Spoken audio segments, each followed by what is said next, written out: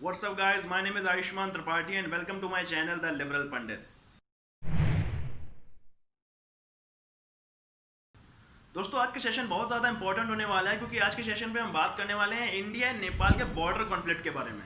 दोस्तों यहाँ पर ध्यान देने वाली बात यह है कि नेपाल ने अपने देश के नए नक्शे को पारित करने के जो प्रस्ताव है उसको अपनी संसद ने पूरी तरीके से पारित कर दिया है। यहाँ पर प्रॉब्लम क्या आती है? यहाँ पर प्रॉब्लम ये नहीं आती है कि नेपाल ने अपने देश का नया नक्शा जारी कर दिया है, बट उसने हमारे देश के एक राज्य जो कि उत्तराखंड है, उस उत्तराखंड राज्य के 3 हिस्सों को अपने देश की बाउंड्री में दिखाया है, या फिर ये कहिए कि अपने देश की बाउंड्री में सम्मिलित कर लिया है। यहाँ पर ध्यान देने वाली बात यह कि जो हमारा उत्तराखंड राज्य है उसके 3 हिस्से लिपियाधुरा, लिपुलेख और काला पानी, इन तीनों जगहों को उसने अपने जो नया नक्शा है उसमें पूरी तरीके से दिखाया है, या फिर ये कहिए संवैधानिक तरीके से उसने ये पास कर दिया है और ये कह दिया है कि अब ये सारे जो हिस्से हैं वो हमारे ही देश के पार्ट हैं। यहाँ पर नेपाल का ये कहना है कि इंडिया ने 60s के दशक में ये सारे हिस्से अपने टेरिटरी में दिखाए थे, पर उस समय नेपाल कुछ कह नहीं पाया था, लेकिन अब वो इन सारी चीज़ों पर एक्शन लेगा और अब ये सारे हिस्से वापस लेगा। बट यहाँ पर इंडिया का कहना कुछ और है। उन्होंने भी ये कहा है कि जो ये हिस्से नेपाल ने अपनी कंट्री में दिखाए हैं, या फिर ये कहिए जो नया नक्शा उन्होंने जारी किया है वो इलीगल है, और जो 3 हिस्से उत्तराखंड के लिपुलेख, काला पानी और लिपियाधुरा, जो ये 3 उत्तराखंड के हिस्से उन्होंने अपने देश की नए नक्शे में दिखाए हैं, वो बिल्कुल ही गलत है ना, कि वो सारे दस्तावेजों के साथ नेपाल के सामने जाएगा और उनके सामने अपनी बात रखेगा और बातचीत के जरिए ये सारे मसलों को दूर करेगा।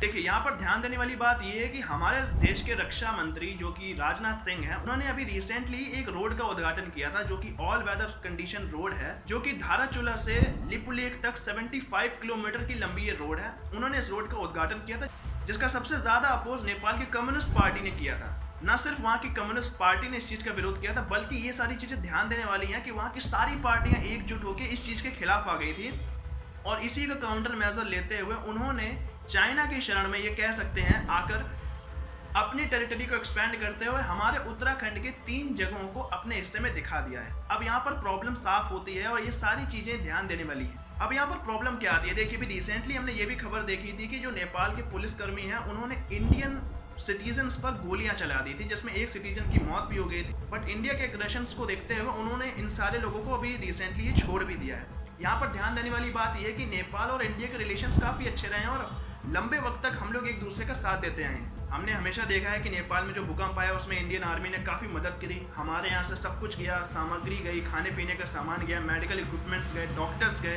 सब कुछ प्रोवाइड कराया गया। बट वहाँ की कम्युनिस्ट पार्टी कहीं ना कहीं चाइना के फेवर में हमेशा नज़र आती है।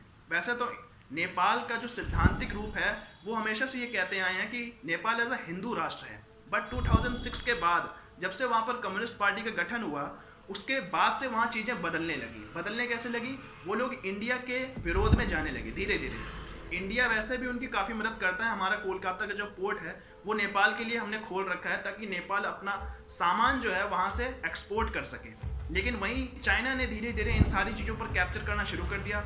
चाइना ने भी उनको हेल्प देना शुरू कर दिया, पैसे देने शुरू कर दिए, वहाँ की कम्युनिस्ट पार्टी को सपोर्ट करना शुरू कर दिया, और कहीं ना कहीं एंटी इंडिया जो मूवमेंट है उसका उनको पार्ट बना लिया, या फिर ये कहिए इंडिया को घेरने के लिए उस मुहिम का उनको पार्ट बना लिया। अब चाइना उनको सामान भी देता है, अब चाइना उनको इक्विपमेंट्स भी देता है, चाइना उनकी आर्मीज को सपोर्ट भी करता है। और इन्हीं सारी चीज़ों को देखते हुए अभी रिसेंटली हमने बहुत सारी चीज़ें पाई इंडिया और चाइना के बीच में। तो हम देख ही रहे हैं, डोकलाम जैसे कई सारे केसेस हमारे सामने आए। अब धीरे धीरे वो नेपाल का भी इस्तेमाल इंडिया के खिलाफ करना शुरू कर दिया है, और नेपाल जैसा छोटा देश, हमारा फ्रेंडली देश, उसको कहीं ना कहीं हमारा दुश्मन बनाने की पूरी कोशिश कर रहा है।